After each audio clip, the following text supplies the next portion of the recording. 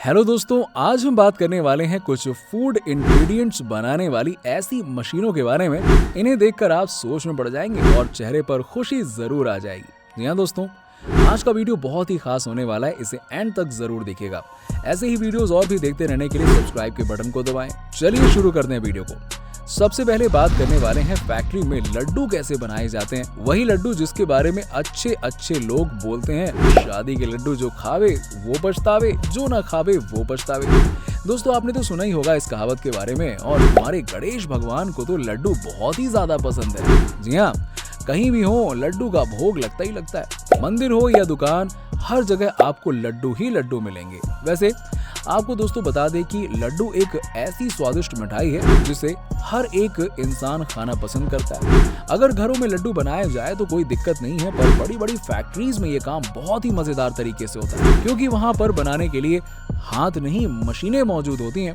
Factory में लगी मशीनों में बस आपको सारे इंग्रेडिएंट्स को मिक्स करके डालना होता है, बस फिर मानो ये मशीन बड़े ही आराम से लड्डू को शेप देने का काम करना शुरू कर देती है। इस मशीन में लगे रोलर कुछ इस तरह से घूमते हैं कि लड्डू के आटे को काटने के साथ ही साथ गोल करने में भी काम करते हैं, और फिर तैयार हो जाते हैं लड्डू और पैक करने के लिए आगे भेज दिया जाता है, जहां पर से पैक होकर मार्केट में आते हैं। दोस्तों, आपको भी अगर लड्डू खाना पसंद है तो आज ही जाकर ये मशीन खरीद लाइए और फिर क्या बनाते रहिए लड्डू। अब बात करते हैं उस चीज के बारे में जिसके बिना सुबह का ब्रेकफास्ट नहीं होता। जी हाँ, बिल्कुल सही समझे आप।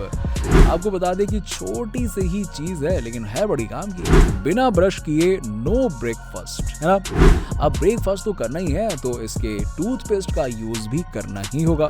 इसके लिए चाहिए कोलगेट। तो चलिए देखते हैं आखिर कैसे बनाया जाता है। सबसे पहले सारे वहां के लोग सारे के सारे इंग्रेडिएंट्स को एल्यूमिनियम हाइड्रोक्साइड, कैल्शियम कार्बोनेट, गम को अच्छी तरह से मिक्स किया जाता है। अब ये सब अजीबोगरीब नामों वाले केमिकल्स का लक्ष्य होता है आपके दांतों के जम से फाइट करके प्रोटेक्ट करना। और अब इन इंग्रेडिएंट्स को एक कंटेनर में डालकर हीट किया जाता है।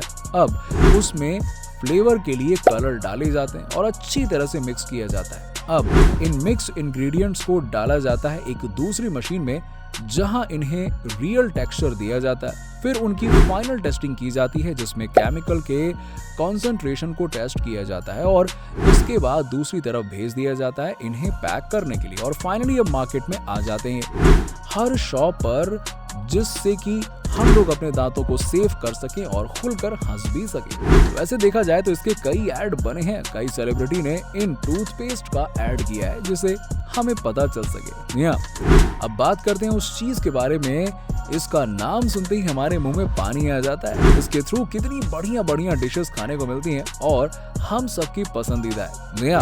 हर इंसान, छोटे से बड़ा इंसान इस चीज को खाना पसंद करता है, चाहे वो पिज्जा हो या फिर चीज सैंडविच या फिर चीज पास्ता जैसी चीजों में बिना चीज के तो ये सारी चीजें अधूरी है ना। चीज एक ऐसा इंग्रेडिएंट है जो पूरी दुनिया में बड़े ही चाव से खाया जाता है, और इतना ही नहीं, इंडिया के बाहर भी कई लजीज डिशेस में ये डाला जाता है। हमें पता है कि ये दूध से बनाया जाता है, पर इसे आखिरकार बनाते कैसे, आइए जानते हैं। ये कार्य बड़े पैमाने पर फैक्ट्री में कैसे होता है, चलिए देखते हैं। सबसे पहले एक बड़े कंटेनर में दूध को इकट्ठा किया जाता है। जैसा कि आपको पता ही होगा कि दूध में लैक्टोज मौजूद होता है, तो इन लैक्टोज को लैक्टिक एसिड में कन्वर्ट करने के लिए बैक्टीरिया का स्टार्टर कल्चर डाला जाता है। और अब वो कंटेनर दूध को अच्छे से मिलाया जाता है जब तक वो दूध दही जैसा नहीं जमने लगता है। जब दूध अच्छे से जम जाता है तब उसके साथ वो प्रोटीन मौजूद होता है जो पानी की फॉर्म में हमें दिखाई देता है। उस लिक्विड को निकालने के बाद चीज का सेट बनाकर रूम टेम्परेचर में रख दिया जाता है। उसके बाद एक कंटेनर में इसके छोटे छोटे टुकड़े करके नमक डाल दिया जाता है, जिसके बाद उसे हीट किया जाता है जिससे कि और भी वो प्रोटीन्स को निकाल दे।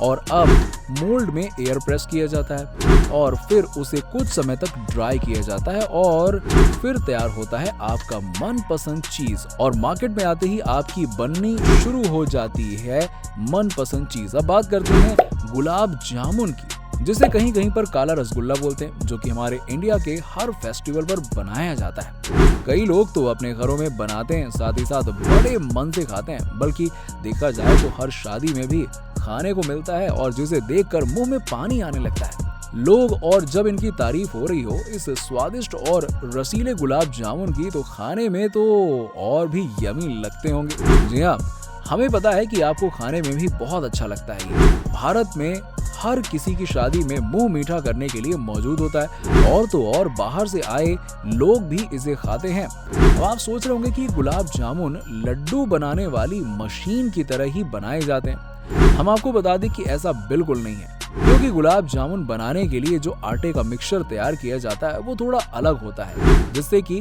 वो इस मशीन में डाला जाए तो आटा अपना शेप बदल देंगे।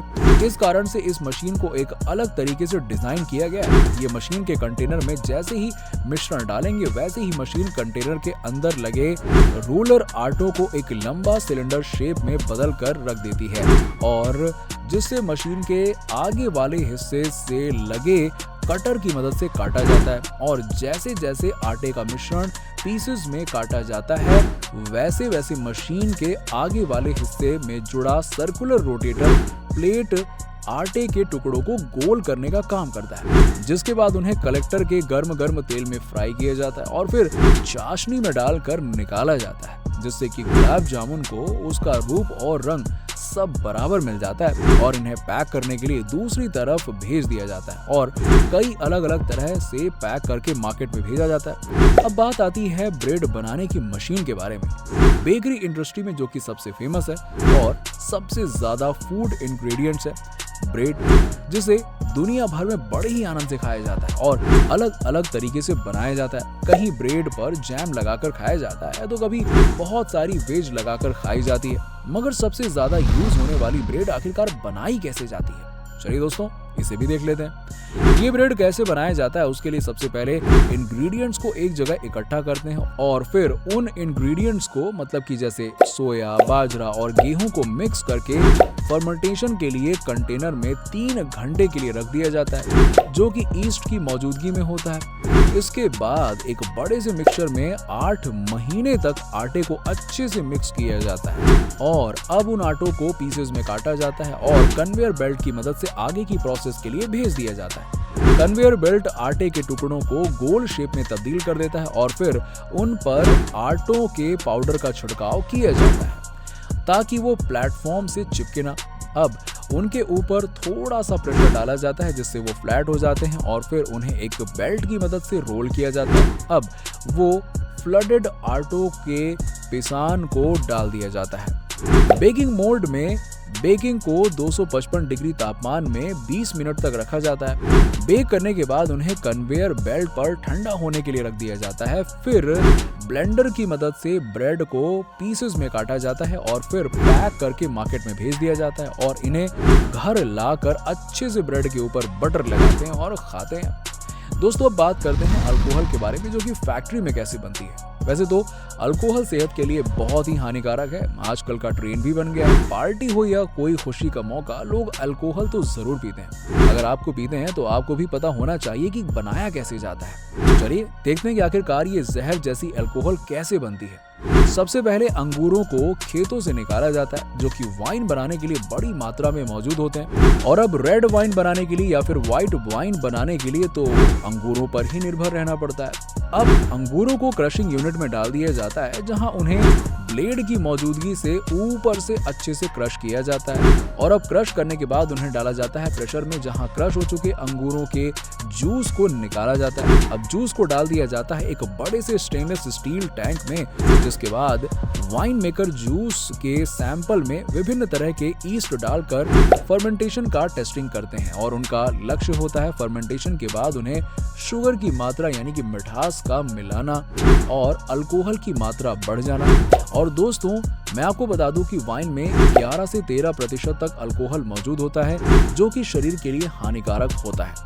अब जैसे ही उनका फर्मेंटेशन टेस्टिंग क्लियर हो जाता है, वैसे ही वो फर्मेंटेशन का प्रोसेस शुरू कर देते हैं और फिर फाइनल टेस्ट के बाद वाइन को बोतलों में भरकर पैक कर दिया जाता है और पहुंचा दिया जाता है मार्केट में।